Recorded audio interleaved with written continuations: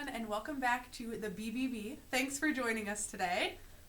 Today we are here with Miss Lovering, our wonderful government teacher, and we're talking about a wonderful opportunity called Model UN. Yeah, you may have heard about it, or you might have had friends that went last year, but let's ask Miss Lovering. So what is Model UN, and what is the UN? People don't know. Well, the United Nations was an organization that was put together after World War II with countries throughout the world as a way to try to prevent World War III. That's very simplistic, but Model UN takes that same concept and has students representing countries and creating looking at problems that are going on in different countries and creating resolutions and possible solutions to it. Okay, cool. So that's what the students are going to be doing at Model UN, and then what's like the setup of it as a thing that happens? Okay, well, so students would first be assigned a country and a team. So there would be 4 to 5 people on each country. And they'd research their country, they would look at whatever topics have been assigned this year for that country, and do some research and create some preliminary resolutions and write a short position paper before you go. That is a requirement.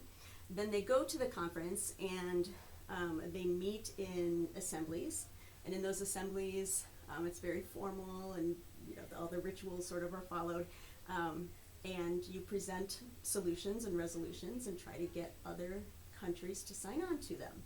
I think Colton probably knows a little bit more because he's actually in those rooms when that's happening. Yeah. That's right. Yeah, I've gone to Model UN the last couple of years, representing a couple different countries in the Environment Assembly, so you'll learn all about that. And I guess for most of the people watching this who are trying to learn about it, it's going to be their first time. Mm-hmm. So what are the expectations? Well, I would say that the first time you're watching. Mm-hmm. So it's an exploratory experience, right. Your first time. Right. It's the learning curve is a little bit steep, so we don't expect anybody to know what they're doing right when they get there. It'll become very clear quickly what it is that you're supposed to do, because you'll watch the other students and get involved that way. It's always fun when freshmen or brand new students coming for the first time do it and do well and jump right into it and get active. But we don't necessarily expect that from first time attendees. We had a lot of people that did it for the first time last year, and they did really good, and there's a lot of support, there's a lot of resources to do this. A lot of people have done it in the past. So for the requirement paper, like you said, I looked into, we're going to link it below, but there's some information about the Model UN, and there is a format for which to write your paper, which is amazing. So it's all set up. You'll be assigned a team with other people, so you're not going to be doing it all on your own. It's amazing. So Okay, so that brings us to the question, more information about this. Where is it and when is it? All right, so Model UN is in Missoula at the University Center on November 20th and 21st. We would leave the evening of the 19th and get there on Sunday night, and then we would be in sessions all day Monday and Tuesday, leaving Tuesday afternoon after the awards ceremony and traveling back to Columbia Falls. So those are the Monday and Tuesday before Thanksgiving. okay, cool. And does it cost any money, or what kind of opportunity is this? Yeah, so luckily the academic endowment has given us some funding for this program, and then the only thing that the students would have to pay for would be maybe snacks on the way down. That's it. Okay, wonderful. Okay, so we're talking about this as an opportunity and as an experience. So kind of, I guess, to get an idea of what that really means. So for maybe a junior or senior who are thinking about preparing for the next step after high school and thinking about college and a career, what kind of career fields does this prepare you for? Well, I think number one would be law, because you are trying to convince people to sign on to your resolution and to your argument, and your persuasion and your ability to speak to other people is really important. International relationships or relations, or being Business, an ambassador maybe? and doing what? Business, maybe? Business, To understand for the sure. standpoint of, Especially Yeah. anything international.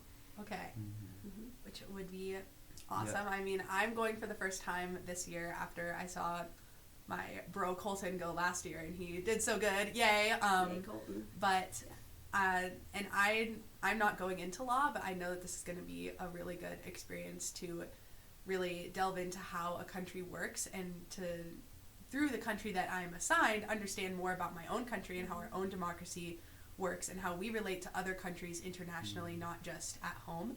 So I'm really excited about that. And then how does it like relate to your college application? How does that look over there? Model UN looks pretty good on a college application.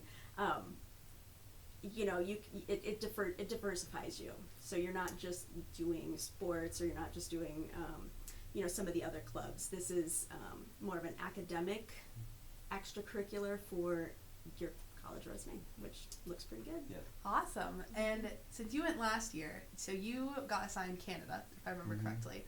Okay. And do you remember anything about like what your stance was for that country? Yeah. So I think really my experience with that, I was on the team representing Canada, and I was the delegate for the Environment Assembly. So I was researching all things to do with Canada's like policies and their stances with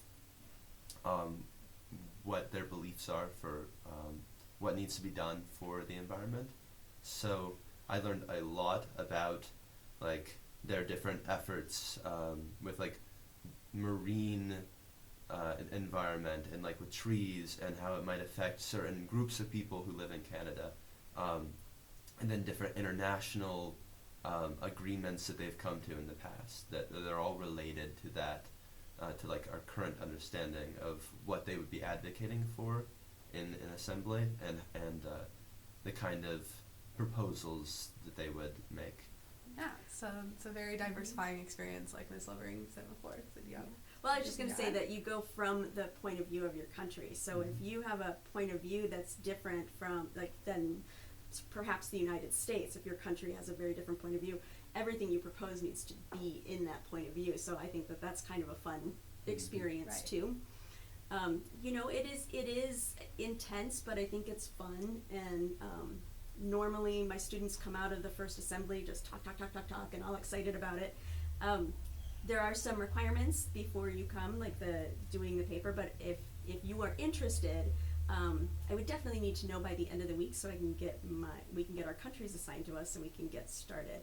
So just come find me in room 218 or email me, and I will send you the material, but I do think that it's linked below this video. Yes, we definitely will, and that is correct. So this is a really cool opportunity. There's a lot of things that could bloom out of this. So if you are interested, sign up as soon as possible, like Ms. Lovering said. And that paper is a requirement, once again. It's not going to be like too time consuming. Like I said, I read the format for it, so it's not, you know, but you do have to do some research for that and develop a stance accordingly. You will have a team, so it's not going to be like grueling. You have time to do it. But that if this is something you want to do, you will have to do that. Yeah, but it'll be a lot of fun. So if you have any questions at all, please feel free to talk to either Colton, or I can direct you back to Colton because it's my first time, but you can definitely come talk to me. I'll talk. I love to talk. Yeah, or ask Ms. Lovering directly. Yeah. She is government teacher to room 218. 218. Go talk to Ms. Lovering in 218. Yeah, so lastly. So as we said before, you can find this information below the video in a link. There's all the Model UN resources, so feel free to read up on all of those to get some more information about it. Check link below. Yeah. Okay, thank you for watching, and thank you so much once again, Ms. Lovering, for joining us. Have a great day, and go Wildcats!